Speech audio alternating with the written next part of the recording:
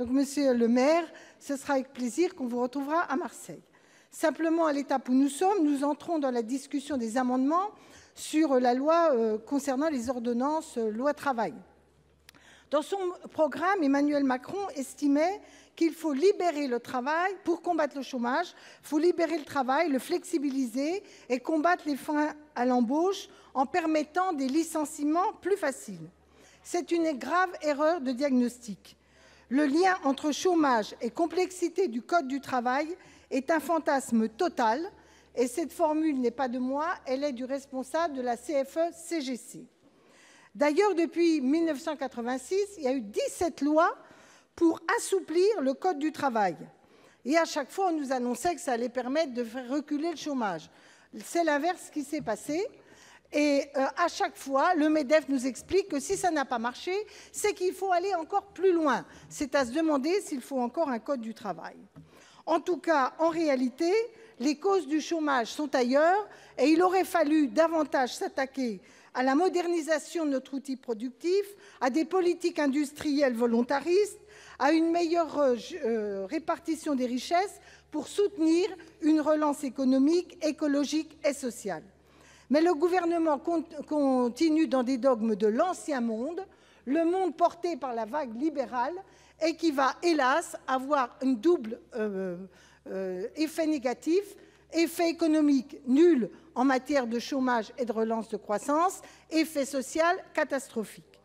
Le Code du travail n'est pas un frein à l'emploi, et c'est là aussi les chefs d'entreprise qui le disent, car M. Gattaz ne représente qu'une partie de ces chefs d'entreprise. La dernière enquête publiée par l'INSEE, le 20 juin 2017, indique que la première raison pour laquelle les entreprises ne licencient pas, c'est d'abord l'incertitude économique, pour 28%, parce qu'il y a du mal à trouver une main-d'œuvre compétente, 27%, puis d'autres critères, et bien après arrive simplement la réglementation trop chargée en matière de code du travail, seulement 18% des chefs d'entreprise.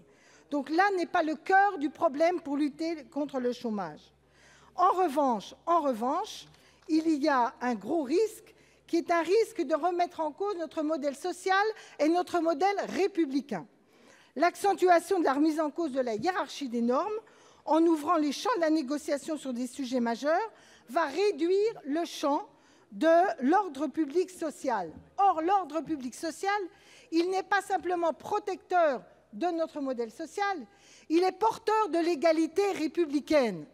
Et si vous ne voyez pas qu'à mesure de tellement laisser s'installer du dumping entre entreprises, des normes sociales qui ne sont pas garanties partout et pour tous, c'est l'idée de l'égalité républicaine qui recule, et après, il ne faudra pas verser des larmes de crocodile sur le fait que notre République est fragilisée et qu'une partie de nos concitoyens ne la défendent plus. Et donc, je refuse cette loi qui n'est pas utile pour le terrain économique et pour le chômage, qui est une grave menace pour notre modèle social et républicain. Avec mes collègues, nous avons été nombreux à déposer des amendements qui seront l'occasion de le mettre en évidence. Mais moi, je vous le dis, non seulement cette loi est mauvaise, mais la méthode choisie est catastrophique. Parce que par la voie des ordonnances, vous entretenez un flou considérable. Vous nous dites que le champ de la négociation sociale, mais il n'y aura pas de négociation sociale, il y a consultation sociale, puisqu'il n'y aura pas de loi d'accord interprofessionnel liant les syndicats, le patronat et le gouvernement. C'est donc une méthode de contournement de notre fait démocratique, c'est un contournement de l'Assemblée qui ne vise qu'à une chose, des mauvais coups sociaux, le recul républicain en pleines vacances avant que les concitoyens aient le temps de se retourner. Croyez-moi, le peuple de France ne se laissera pas faire et il vous attendra au rendez-vous si vous acceptez cette loi.